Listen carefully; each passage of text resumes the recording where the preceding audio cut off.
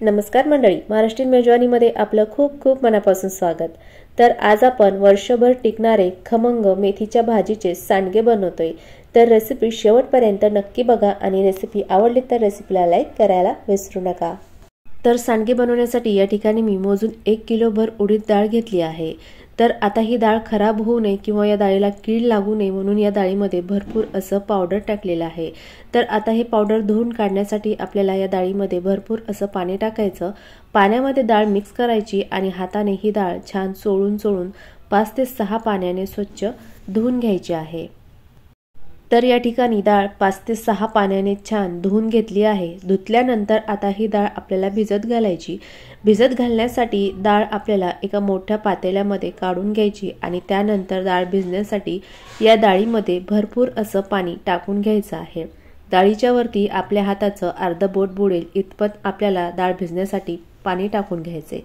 त्यानंतर आता ही डाळ आपल्याला रात्रभर अशी भिजत ठेवायची आहे। तर दुसऱ्या दिवशी सकाळी या ठिकाणी तुम्ही बघू शकाल रात्रभरामध्ये उडीद डाळ छान भिजलेली आहे। तर आता या डाळीमधील एक्स्ट्राचं पाणी काढण्यासाठी आपल्याला भिजलेली उडीद डाळ एका चाळणीमध्ये ओतून ठेवायची आणि त्यानंतर डाळ आपल्याला चाळणीमध्ये 10 ते 15 मिनिट अशीच ठेवून द्यायची आहे। तर 10 ते 15 मिनिटांनंतर या ठिकाणी डाळीतलं सर्व पाणी खाली निघालेलं आहे। आता सांडगे बनवण्यासाठी आपल्याला ही डाळ ग्राइंड करायची, पण डाळ ग्राइंड करण्या अगोदर आपण सांडग्याचा मसाला ग्राइंड करून घेऊ। तर सांडग्याचा मसाला बनवण्यासाठी इथे मी 2 चमचे धने, 1 चमचा सोप, 8 ते 10 काळी मिरी, 8 ते 10 लवंग आणि 20 ते 25 लसूण पाकळ्या घेतल्या आहे। घेतलेले सर्व मसाले मिक्सरच्या भांड्यामध्ये टाकून हे मसाले जाडसर ग्राइंड करून घ्यायचे आहे। तर या ठिकाणी मसाले मी ग्राइंड करून घेतले। तुम्ही बघू शकता छान मसाले जाडसर ग्राइंड झाले आहे। असे मसाले ग्राइंड करून झाल्यानंतर या मसाल्यामध्येच आपली भिजलेली सांडग्याची डाळ आहे ती थोडीशी टाकून घ्यायची आणि पाणी न टाकता आपल्याला ही डाळ मसाल्यासोबत मिक्सर चालू बंद करत रवाळ ग्राइंड करून घ्यायची आहे। तर इथे मी मसाल्यासोबत डाळ ग्राइंड करून घेतली। तुम्ही बघू शकता मस्त डाळ ग्राइंड झाली। डाळ छान भिजल्यामुळे डाळ मस्त ग्राइंड होते आणि तुम्ही बघू शकता सांडग्यासाठी आपल्याला अशी छान रवाळ डाळ ग्राइंड करून घ्यायची आहे। तर आता ग्राइंड केलेला मसाला आणि डाळ एका पातेल्यामध्ये काढून घ्यायचा आहे आणि त्यानंतर सेम पद्धतीने आपली भिजलेली डाळ आहे ती मिक्सरच्या भांड्यामध्ये टाकून घ्यायची आणि मिक्सर चालू बंद करत डाळ रवाळ ग्राइंड करून घ्यायची आहे। डाळ ग्राइंड करत असताना मध्ये आपल्याला 2 ते 3 वेळा चमच्याने ही डाळ मिक्स करायची आणि त्यानंतर अशी छान रवाळ डाळ ग्राइंड करून घ्यायची आहे। आता ग्राइंड केलेली डाळ पातेल्यामध्ये काढून घ्यायची आणि सेम पद्धतीने शिल्लक राहिलेली सर्व उडीद डाळ आपल्याला रवाळ ग्राइंड करून घ्यायची। तर या ठिकाणी सर्व उडीद डाळ मी छान अशी रवाळ ग्राइंड करून घेतली आहे आणि त्यानंतर सांडग्याच्या डाळीमध्ये टाकण्यासाठी इथे मी 1 जुडी मेथीची भाजी निवडून घेतली। निवडल्यानंतर स्वच्छ धुतली आणि धुतल्यानंतर भाजीमधील सर्व पाणी निथळून घेतले आहे। तर आता सांडग्याच्या डाळीमध्ये टाकण्यासाठी ही मेथीची भाजी आपल्याला छान बारीक चिरून घ्यायची आहे। तर या ठिकाणी तुम्ही बघू शकता एकदम छान अशी मेथीची भाजी मी चिरून घेतली आहे। आता चिरलेली मेथीची भाजी ग्राइंड केलेल्या डाळीमध्ये टाकून घ्यायची। मेथीच्या भाजीसोबतच या ठिकाणी मी भरपूर असा कोथिंबीर धुवून घेतला आणि त्यानंतर चिरून घेतलाय। आता चिरलेला कोथिंबीर सुद्धा आपल्याला सांडग्याच्या डाळीमध्ये टाकून घ्यायचा आहे आणि त्यानंतर इथे मी 2 चमचे मीठ, 2 चमचे लाल मिर्च पावडर, 1 चमचा हळद आणि अर्धा चमचा हिंग घेतला। घेतलेले मसाले सुद्धा आपल्याला या सांडग्याच्या मिश्रणामध्ये टाकून घ्यायचे आहे।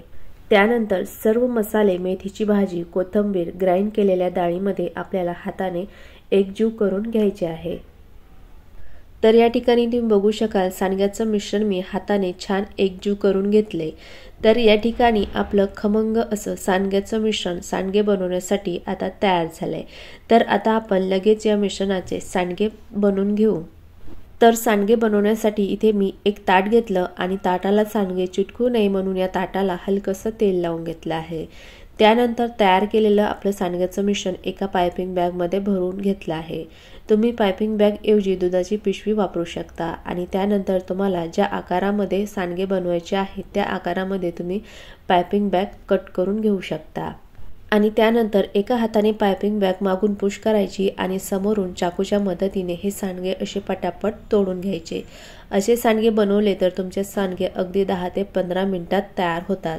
जर तुम्हाला ही पद्धत आवडली असेल तर तुम्ही सांडगे बनवण्यासाठी अशी पद्धत नक्की वापरू शकता। आणि त्यानंतर तुम्हाला सांडगे बनवण्याची पारंपरिक पद्धत सुद्धा सांगणार आहे।